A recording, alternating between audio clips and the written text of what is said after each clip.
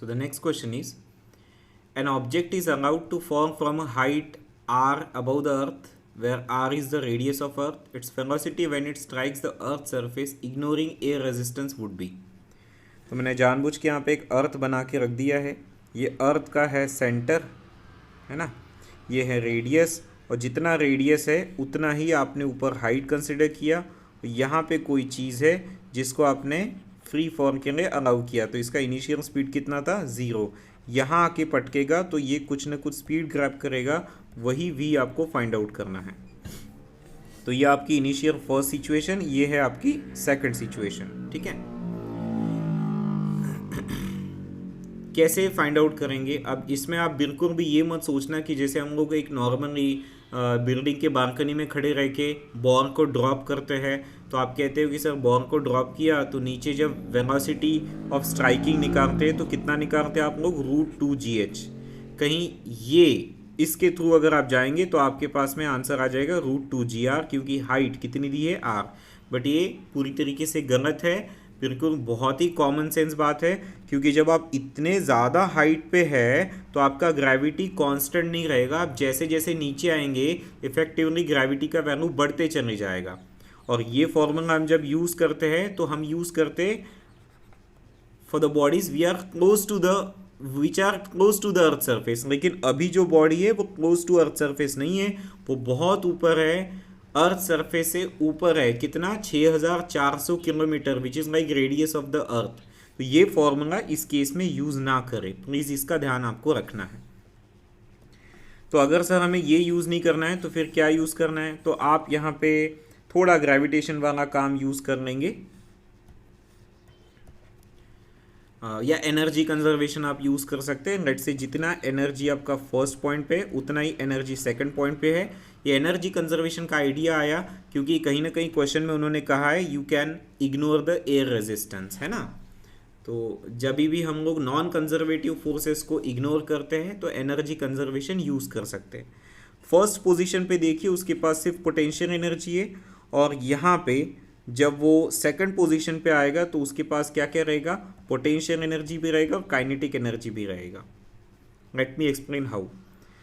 First इस पे जो पोटेंशियल एनर्जी है वो तो लिखा जाएगा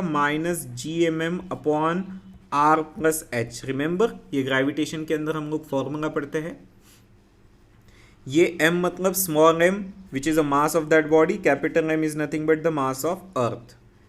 और उसके बाद में यहाँ पे भी वैसे ही लिखा जाएगा -gmm/ यहाँ पे r रहेगा, क्योंकि जब आप सेकंड सिचुएशन पे तो सेंटर ऑफ अर्थ से आपका जो डिस्टेंस है वो आप डिस्टेंस चेक कर सकते हैं, सिर्फ r है बेटा. Plus kinetic energy, yes you know that is ½ mv². आगे बढ़ाते हैं इस सेंस को, तो यहाँ से स्मॉल m तो वैसे कैंसिल हो ही जाएगा.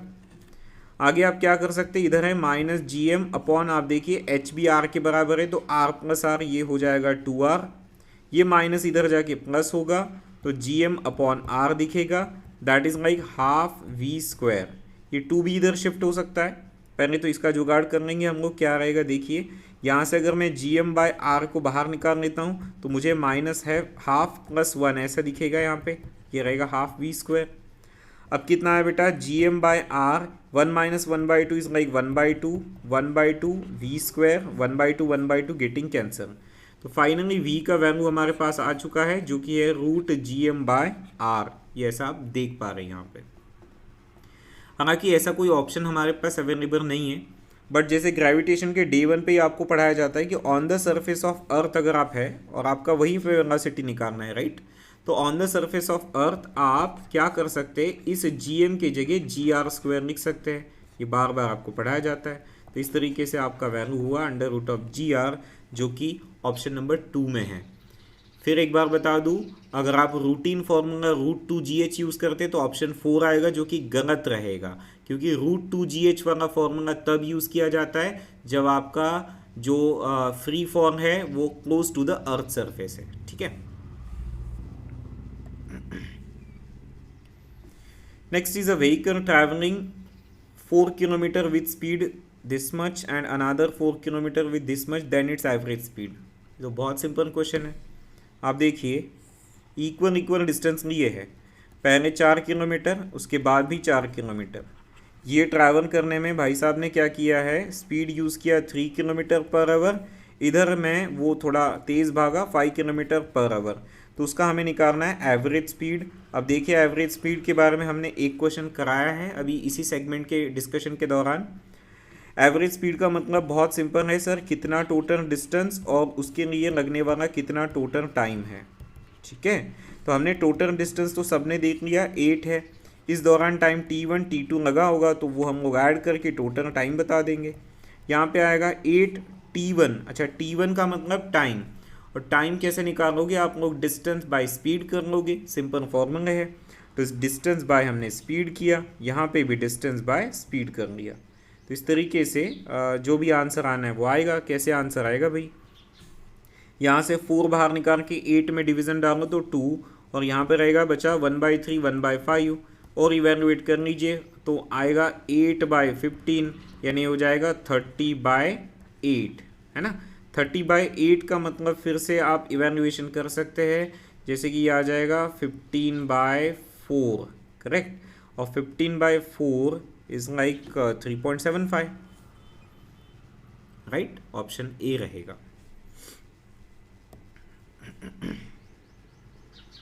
Next, there is a body which is moving with constant speed in a circle of radius 10 metre.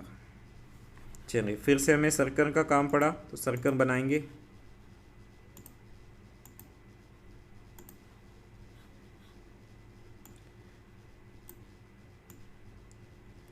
Okay, आगे इन्होंने क्या कहा है,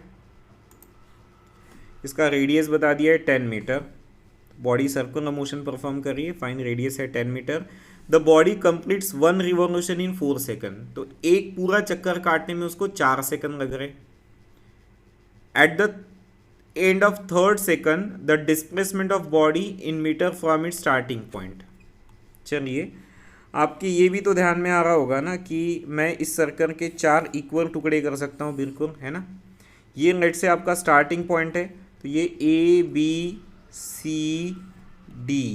तो एक चक्कर का मतलब होता है ABCD से वापस A घूमना। इसके लिए उसने कितने सेकंड्स लगा दिए, 4 सेकंड। और आपको बोला गया है कि ये बॉडी जो है वो कांस्टेंट स्पीड से मूव कर रही है, मतलब it's a question of UCM, speed change नहीं हो रही है। मतलब अगर आप ये बोले कि हर क्वार्टर के लिए सर उसको 1 सेकंड लग रहा है, तभी भी ठीक है, क्योंकि टोटल मोशन 4 सेकंड में हो रहा है, तो ऑब्वियसली हर क्वार्टर 1-1 सेकंड में कंप्लीट किया जा रहा है। उन्होंने कहा eight the end of 3rd second, तो सोचिए अगर ये आपका स्टार्टिंग पॉइंट है तो यहाँ से लेके 1 1 और 1 ये आपका एंड पॉइंट रहेगा, ये स्टार्टिंग पॉइंट, ये एंड पॉइंट रहेगा। तो इसमें इन्होंने डिस्प्लेसमेंट पूछ लिया। अब आप तो जानते हैं कि डिस्प्लेसमेंट का मतलब एक स्ट्रेट लाइन होती है जो इनिशियल से फाइनल को कनेक्ट करती है, तो ये इसके बारे में सवाल पूछा। कितना इजी सवाल है ये, राइट, क्योंकि देखिए रेडियस इन्होंने दिया है 10-10, ये 90 डिग्री है, तो ये क्वेश्चन तो वैसे हाइपोटेनस थ्योरम से ही सॉल्व हो जाएगा कि भैया ये आंसर आएगा 10√2, इसमें कोई दो राय नहीं है, ऑप्शन 4 बन जाएगा आपका। तो आप देख रहे कई बार हाई फाई आपको कुछ मेथडोलॉजी यूज़ नहीं करना है, बहुत ही बेसिक कंसेप्ट पे सवाल पूछे गए हैं। आप जेई के अंदर बैठते ये सोच के कि न जाने क्या क्या पूछा जाएगा, तो ऐसा नहीं होता है हर बार। मानता हूँ कि कुछ क्वेश्चंस डिफ़िकल्ट होते हैं, बट यस कुछ क्वेश्चंस ऐसे भी होते हैं बहुत ईजी। तो आपका बस चॉइस सही होना चाहिए एग्ज़ाम क्रैक करने के लिए। हर बार हर बच्चा 300 में से 300 टारगेट करे ये ज़रूरी नहीं है, और वो सही भी नहीं है मेरे मायने में। अच्छा, आगे क्या कहता है, an object moves with speed v1 v2 v3 along the line segment AB BC CD। आपके पास ये लाइन सेगमेंट दिख रहा है, मैं फिर से बना देता हूँ। ये लाइन सेगमेंट है A से लेके B, फिर C और D। पहले ही कोड कर दिया इन्होंने, AB जितना है उतना ही BC है, तो अगर ये डिस्टेंस x है तो ये भी x है। फिर बोला है AD 3 गुना AB है, तो ये जो AD है वो पूरा 3 गुना AB है, मतलब AB के 3 गुना, मतलब ये टोटल 3x होगा। तो ऑब्वियसली यहाँ से लेके यहाँ पर भी x होगा। ये कॉमन सेंस ध्यान में आ गया है। देखिए अगर इतना समझ में आ गया तो अब मैं ये वाली चीज़ जो है ये इसको रिमूव कर रहा हूँ। आगे बात करते हैं। अच्छा, यहाँ पे स्पीड v1 था, यहाँ पे स्पीड v2 था और यहाँ पे स्पीड v3 था। फिर से इन्होंने वही सवाल पूछा है, देखिए एवरेज स्पीड बोल रहे हैं, तो एवरेज स्पीड के बारे में अभी अपन लोग ऑलरेडी क्वेश्चंस को डिस्कस कर चुके हैं। एवरेज स्पीड के लिए टोटल डिस्टेंस आपको देखना पड़ता है, जो कि मैंने 3x लिख दिया है, और नीचे टोटल टाइम लिखना पड़ता है। तो यहाँ पे 3 सेगमेंट है, तीनों के टाइम आपको जोड़ने पड़ेंगे, total distance upon total time. Now that will be giving us 3x ऊपर है। पहला टाइम कैसे आएगा बेटा, पहले सेगमेंट के टाइम के लिए आप टाइम का फॉर्मूला क्या होता है, डिस्टेंस अपॉन स्पीड, तो it would be x by v1, again x by v2 दूसरे का, और फिर x बाई v3 तीसरे का। इस तरीके से ऊपर नीचे से अगर आप x को कैंसल आउट कर लें तो यहाँ पे 3 बचेगा, 1 by v1, 1 by v2 and 1 by v3। इस तरीके से ये आपका आंसर हुआ। बस इसमें आपको एक क्रॉस प्रोडक्ट की फॉर्मेलिटी करना है और आप अपने ऑप्शंस को देख पाएंगे। मेरे हिसाब से ऑप्शन रहेगा थर्ड, इजी टू गेस है, आप खुद ही देख सकते हैं।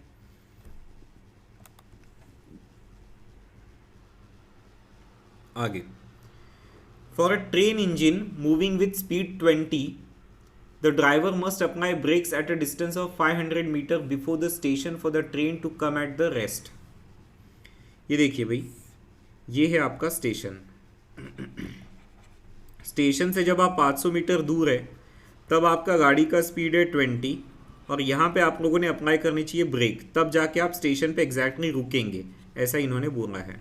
पहला स्टेटमेंट आपको समझ गया है। दूसरा कहता है if the brakes were applied at half of the distance.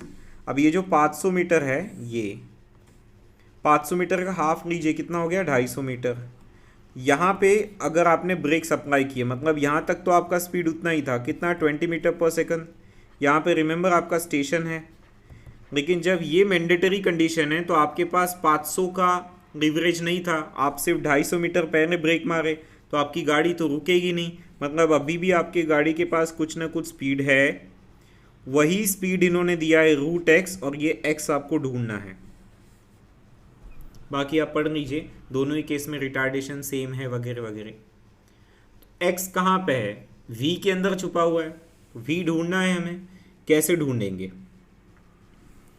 पहले तो हमें रिटार्डेशन निकालना पड़ेगा। आप देख रहे हैं कि स्पीड कम हो रहा है तो कुछ ना कुछ तो रिटार्डेशन अप्लाई होगा, और यही सेम रिटार्डेशन यहाँ पे भी है, ऐसा उन्होंने कोट किया है। देखिए, brakes assuming same retardation is produced by the brakes।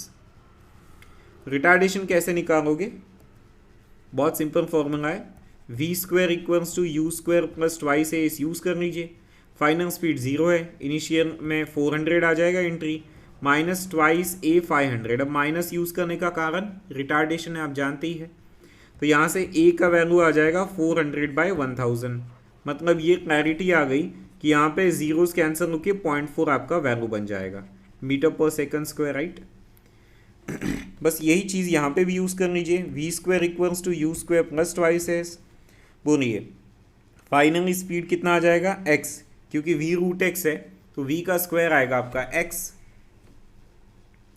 You square मतलब वही 400 रहेगा। उसके बाद में -2, एक्सेलरेशन हमने निकाला है 0.4, और यहाँ पे जो डिस्प्लेसमेंट है वो 250 है। बाकी काम आप आराम से कर सकते हैं। कैसे आएगा सोचिए, 2 इंटू 250 मतलब 500 का 40% कितना होगा, 200। 400 माइनस 200 मतलब x की वैल्यू आ गई बेटा 200।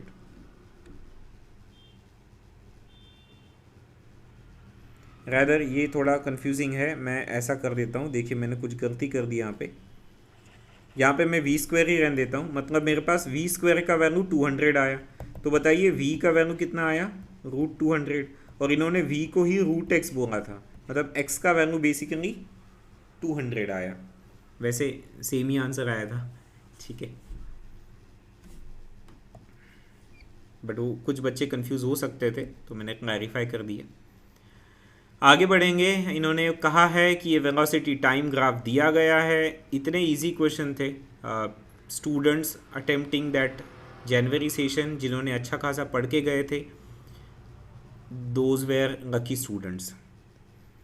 देखिए आपके पास एक वीटी डायग्राम दिया है, और आप जानते हैं कि वीटी डायग्राम के स्लोप से आपको एक्सेलरेशन आता है, और वीटी डायग्राम के एरिया से आपके पास डिस्प्लेसमेंट और डिस्टेंस आता है। डिस्प्लेसमेंट निकालना है तो आपको ये एरिया का समेशन करते टाइम पे वेक्टर का ध्यान रखना है, पॉजिटिव निगेटिव का ध्यान रखना है कि एरिया पॉजिटिव है या निगेटिव। और डिस्टेंस निकालते टाइम पे एरिया पॉजिटिव हो या निगेटिव हो उसे पॉजिटिव कंसिडर करके ही माना जाता है।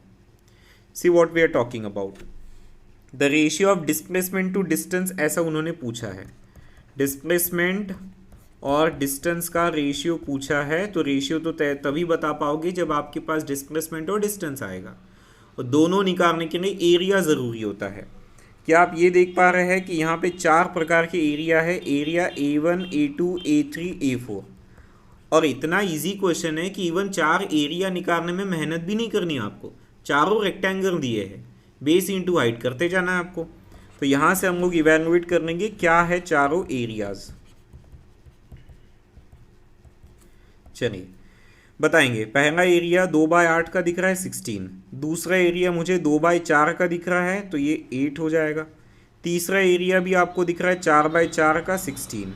नेक्स्ट एरिया दिख रहा है मुझे 2/4 का मतलब 8। यहाँ पे सेकंड वाला और फोर्थ वाला एरिया निगेटिव है, बचे 2 पॉजिटिव है। तो अगर मुझे डिस्प्लेसमेंट पूछा तो ऑब्वियसली मैं ऐसा करूँगा 16 - 8 + 16 - 8, कारण आप जान रहे डिस्प्लेसमेंट एक वेक्टर क्वांटिटी है, तो ऑब्वियसली ये इतना कैंसिल हो जाएगा और आपका आंसर 16 बचेगा। और अगर हम लोग डिस्टेंस की बात करें तो फिर तो ये हो जाएगा 16 में 8 में जुड़कर 16 वापस 8, यानी टोटल आप ये देखेंगे कि 48 आएगा।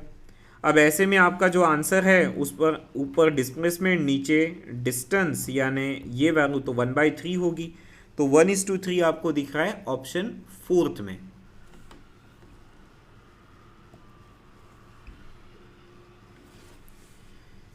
ये क्वेश्चन वैसे करा चुके हैं, ठीक है, फिर एक बार देख लेते। अब car travels a distance of x, same question हुआ है बेटा। मतलब आप देखिए ये x डिस्टेंस है, इसको v1 से ट्रैवल किया, फिर से x डिस्टेंस है उसको v2 से ट्रैवल किया, तो बोल रहा है कि एवरेज स्पीड बताइए। बता देंगे हम लोग एवरेज स्पीड के लिए टोटल डिस्टेंस और कितने टाइम में कंप्लीट किया, तो 2 सेगमेंट है, दोनों का टाइम जोड़ देना है t1 t2। फिर से ट्वाइस x, पहला टाइम कैसे निकालोगे, उसका डिस्टेंस बाय स्पीड, दूसरे का distance by speed, easy to evaluate है, x कैंसिल हो जाएगा, क्रॉस प्रोडक्ट करो, शिफ्टिंग करो, ऑप्शन 4 मैच हो जाएगा सीधे खट से, है ना। ये तो ऐसा फटा पुराना क्वेश्चन है कि सदियों से पूछा जा रहा है और फिर से 2023 में आया।